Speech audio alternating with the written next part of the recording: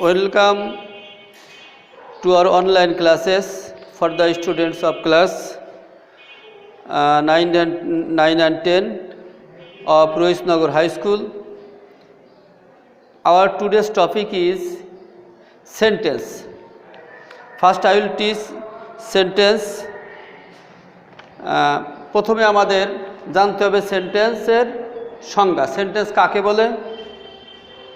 প্রথম সেন্টেন্স কয়েকটি ওয়ার্ড একত্রিত হয়ে যদি একটি সম্পূর্ণ অর্থ ও মনের ভাব প্রকাশ করে তবে তাকে সেন্টেন্স বলে। কয়েকটি ওয়ার্ড একত্রিত হয়ে যদি একটি সম্পূর্ণ অর্থ ও মনের ভাব প্রকাশ করে তাকে সেন্টেন্স বলে। যেমন he reads the Holi Quran.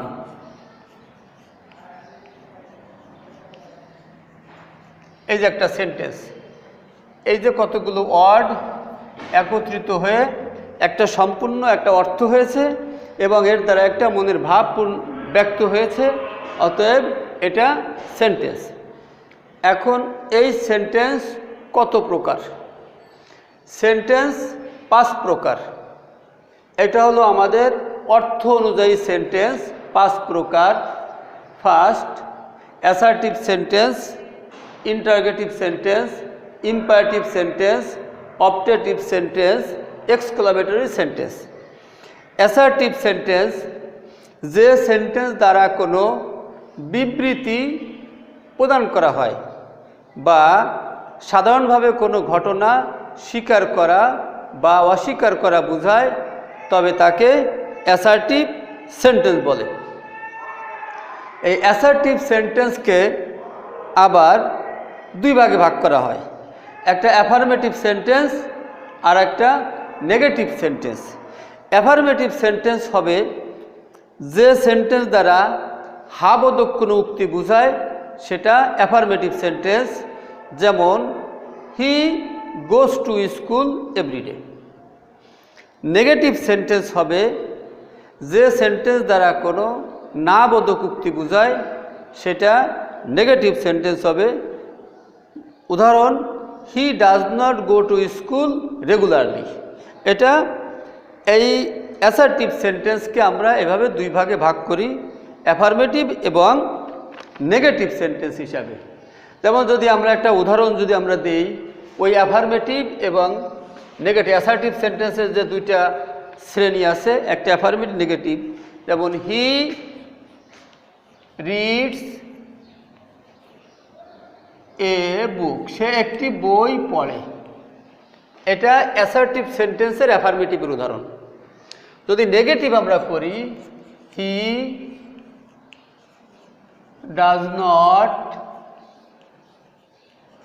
Read a book, এটা অ্যাসার্টিভ সেন্টেন্সের নেগেটিভ, এটা অ্যাসার্টিভ সেন্টেন্সের অ্যাফার্মেটিভ। এখন এখানে একটা কথা, সেটা হলো এই অ্যাসার্টিভ সেন্টেন্সের অ্যাফার্মেটিভ হাবোধক যদি নেগেটিভ না বোধক যদি করতে হয়, তাহলে প্রেজেন্ট ইনডিফিনিট টেন্সে ডু নট বা ডাজ নট লিখতে হয় সাবজেক্টের পরে। পাস্ট ইনডিফিনিট টেন্সে ডিড নট লিখতে হয়, মূল ভার্বের প্রেজেন্ট ফর্ম বসবে। আর অন্য যে সেন্টেন্সগুলো আছে, সে সেন্টেন্সগুলোর ভিতরে বা অন্য টেন্স আছে, সেই টেন্সগুলোর ভিতরে অক্সিলারি ভার্ব থাকে। সেই অক্সিলারি ভার্বের পরে নট বসিয়ে দিলে হয়ে যাবে। যেমন যদি অ্যাফার্মেটিভ সেন্টেন্স এরকম হয়, he is not, he is reading, he is reading. এটা যদি এটাকে আমরা নেগেটিভ করে, এই যে অক্সিলারি ভার্ব এখানে আছে, তাহলে এখানে কী হবে? He is not reading, he is not reading. এইভাবে আমাদের একটা সেন্টেন্সকে অ্যাফার্মেটিভ থেকে আমরা কিভাবে নেগেটিভে আমরা যাই, সেটা কিন্তু আমাদের এভাবে জানতে হবে যে ওই সেন্টেন্সের ভিতরে যদি অক্সিলারি ভার্ব থাকে, তাহলে ওই অক্সিলারি ভার্বের পরে নট বসালে হয়ে যাবে। এখানে অক্সিলারি ভার্ব ইজ আছে, অক্সিলারি ভার্ব আরও আছে, am, is, are, was, were, have, has, had, shall, will ইত্যাদি। এই জাতীয় অক্সিলারি ভার্ব যদি থাকে, তাহলে আমাদের অক্সিলারি ভার্বের পরে নট বসালে আমাদের এই সেন্টেন্সটা আমাদের নেগেটিভ হয়ে যায়। এরপরে আমরা আসি নাম্বার 2-তে। নাম্বার 2 আমাদের 2 নাম্বার সেন্টেন্স আমাদের ইন্টারোগেটিভ সেন্টেন্স। ইন্টারোগেটিভ সেন্টেন্স যে সেন্টেন্স দ্বারা কোনো প্রশ্ন জিজ্ঞাসা করা বোঝায় তাকে ইন্টারোগেটিভ সেন্টেন্স বলে। যে সেন্টেন্স দ্বারা কোনো প্রশ্ন জিজ্ঞাসা করা বোঝায় তাকে ইন্টারোগেটিভ সেন্টেন্স বলে। এই ইন্টারোগেটিভ সেন্টেন্স দুইভাবে শুরু হবে, একটা অক্সিলারি ভার্ব দিয়ে, একটা ডাব্লিউএস ওয়ার্ড দিয়ে। এখন অক্সিলারি ভার্ব দিয়ে কখন ইন্টারোগেটিভ সেন্টেন্স শুরু হবে আর ডাব্লিউএস ওয়ার্ড দিয়ে কখন ইন্টারোগেটিভ সেন্টেন্স শুরু হবে, আমরা যদি সেটা যদি একটু জানি, একটু যদি বুঝতে চাই, সেটা হলো যে ইন্টারোগেটিভ সেন্টেন্সের উত্তর হা অথবা না হয়, যে ইন্টারোগেটিভ সেন্টেন্সের উত্তর হা অথবা না হয় সেই ইন্টারোগেটিভ সেন্টেন্স অক্সিলারি ভার্ব দিয়ে শুরু হবে। যে ইন্টারোগেটিভ সেন্টেন্সের উত্তর হা অথবা না হবে না, কিছু কথা বলে শেষ উত্তর দিতে হয়, সে সেন্টেন্স ডাব্লিউএস ওয়ার্ড দিয়ে শুরু হবে। যদি আমি একটা উদাহরণ দেই, যেমন যদি বলি তোমার বাবা কি বাড়িতে আছেন, তাহলে এই উত্তরটা হা অথবা না দিয়ে হবে। তাহলে কি হবে, এটা is your father, is your father at home. এই সেন্টেন্সের উত্তর হা অথবা না দিয়ে হয়, এই উত্তরটা হা অথবা না হবে, সেজন্য এখানে অক্সিলারি ভার্ব দিয়ে শুরু হয়েছে। তাহলে ওই যে আমাদের উপরে বলা আছে যে একটা অক্সিলারি ভার্ব দিয়ে শুরু হবে আর একটা ডাব্লিউএস ওয়ার্ড দিয়ে শুরু হবে। তাহলে যে ইন্টারোগেটিভ সেন্টেন্সের উত্তর হা অথবা না দিয়ে হবে সেই ইন্টারোগেটিভ সেন্টেন্স অক্সিলারি ভার্ব দিয়ে শুরু হবে। আর যেটা হা অথবা না দিয়ে হবে না সেই ইন্টারোগেটিভ সেন্টেন্স ডাব্লিউএস ওয়ার্ড দিয়ে শুরু হবে। যেমন হাউ আর ইউ, তুমি কেমন আছো, এই উত্তরটা হ্যাঁ অথবা না দিয়ে হবে না। তুমি কেমন আছো, এখানে বলতে হবে আমি ভালো আছি বা আমি খারাপ আছি, এটা বলতে হবে, এটা একটা অবস্থা বলতে হবে। সেক্ষেত্রে এই যে আমাদের ডাব্লিউএস ওয়ার্ড দিয়ে শুরু হয়েছে। তাহলে আমরা একটু রিপিট করি, সেটা হলো যে ইন্টারোগেটিভ সেন্টেন্সের উত্তর হ্যাঁ অথবা না দিয়ে হবে না সেই ইন্টারোগেটিভ সেন্টেন্স কি হবে, ডাব্লিউএস ওয়ার্ড দিয়ে শুরু হবে। যে ইন্টারোগেটিভ সেন্টেন্সের উত্তর হ্যাঁ অথবা না দিয়ে হবে সেই ইন্টারোগেটিভ সেন্টেন্স অক্সিলারি ভার্ব দিয়ে শুরু হবে। ডাব্লিউএস ওয়ার্ড আরও আছে, হাউ, হোয়াট, হোয়ার, হোয়েন ইত্যাদি। এরকম ডাব্লিউএস ওয়ার্ড দিয়ে আমাদের ইন্টারোগেটিভ সেন্টেন্স এবং অক্সিলারি ভার্ব দিয়ে আমরা ইন্টারোগেটিভ সেন্টেন্স তৈরি করতে আমরা পারি। এরপরে আমাদের আসবে 3 নম্বরে ইম্পারেটিভ সেন্টেন্স। এই ইম্পারেটিভ সেন্টেন্সটা হলো যে সেন্টেন্স দ্বারা আদেশ, উপদেশ, অনুরোধ, নিষেধ ইত্যাদি বোঝায় তাকে ইম্পারেটিভ সেন্টেন্স বলে। যে ইম্পারেটিভ সেন্টেন্স দ্বারা আদেশ বুঝাবে, উপদেশ বুঝাবে, অনুরোধ বুঝাবে বা নিষেধ বুঝাবে সেই ইম্পারেটিভ সেন্টেন্স, সেগুলোকে ইম্পারেটিভ সেন্টেন্স বলে। এই ইম্পারেটিভ সেন্টেন্স আমরা কয়ভাবে করতে হবে, একটা হলো ইম্পারেটিভ সেন্টেন্স অ্যাফার্মেটিভ হবে, যেমন ডু দ্য ওয়ার্ক, এটাকে যদি আমরা এক্সাম্পল হিসাবে দেই তাহলে ডু ইট, এটা করো। যদি নেগেটিভ, এটা নেগেটিভ হতে পারে, তাহলে এখানে খুবই ডু নট গো দেয়ার, সেখানে যেও না। এই যে please kindly the imperative sentence হতে পারে, please do it, kindly do it. আরেকটা ইম্পারেটিভ সেন্টেন্সের গঠন আছে লেট যুক্ত। লেট দ্বারা একটা হলো প্রস্তাব বুঝাবে, একটা অনুমতি বুঝাবে। লেটের পরে যদি আস থাকে, যেমন let us do it, let us do it, আসো এটা করি। এই যে প্রস্তাব বোঝানো হলো, লেটের পরে যখন আস থাকবে তখন সেটা প্রস্তাব বোঝায়। আর লেটের পরে যদি আস না থেকে অন্য কোনো প্রোনাউন থাকে, যেমন লেট মি ডু ইট, আমাকে এটা করতে দাও, তাহলে সেটা অনুমতি বোঝানো হয়েছে। তাহলে লেট মি ডু ইট, তাহলে এটা কি বোঝানো হয়েছে, অনুমতি বোঝানো হয়েছে। তো লেট দ্বারা একটা প্রস্তাব, আর একটা লেট দ্বারা আর একটা হলো অনুমতি। তা লেট দ্বারা একটা প্রস্তাব বোঝানো হয়েছে, একটা লেট দ্বারা অনুমতি বোঝানো হয়েছে। তাহলে আমরা একটু রিপিট করি, ইম্পারেটিভ সেন্টেন্স যে সেন্টেন্স দ্বারা আদেশ, উপদেশ, অনুরোধ, নিষেধ ইত্যাদি বুঝে তাকে ইম্পারেটিভ সেন্টেন্স বলে।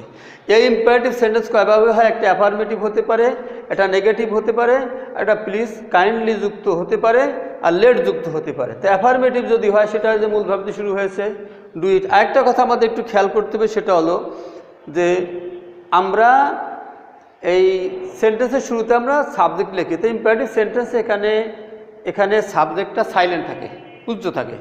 যেমন do it, you do it আমরা এইভাবে বলি না, ডু ইট, গো দেয়ার, তার মানে সাবজেক্ট এখানে সাইলেন্ট রাখা হয়।